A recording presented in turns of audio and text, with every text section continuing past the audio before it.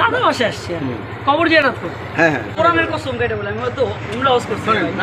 আমি কেমন ছেলে এটা এটা তো মাসুম স্যার আছে, মাসুম স্যার সব।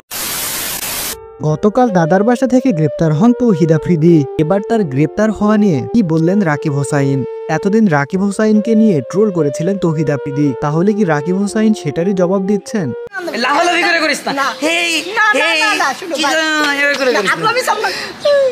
সো গাইস বন্ধুরা, আজকের এই ভিডিওতে আপনাদের জন্য থাকতেছে অনেকগুলো টুইস্ট, আর এই সব কিছু দেখতে চাইলে ভিডিওটি না টেনে শেষ পর্যন্ত দেখুন। জুলাই হত্যা মামলায় ধানমন্ডি এলাকা থেকে গ্রেপ্তার হন মাই টিভির পরিচালক এবং তৌহিদ আফ্রিদির বাবা। তার কিছুদিনের মধ্যে এবার গ্রেপ্তার হলেন তৌহিদ আফ্রিদি।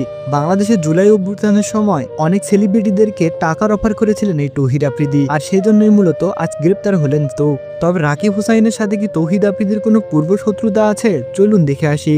বন্ধুরা, একসময় বাংলাদেশের নাম্বার 1 ইউটিউবার ছিলেন তৌহিদ আফ্রিদি, কিন্তু রাকিব হোসাইন যখন তৌহিদ আফ্রিদিকে সাবস্ক্রাইবারের দিক থেকে ছাড়িয়ে যায়, ঠিক সে সময় তৌহিদ আফ্রিদি রাকিব হোসাইনকে নিয়ে অনেক বেশি ট্রোল করা শুরু করে।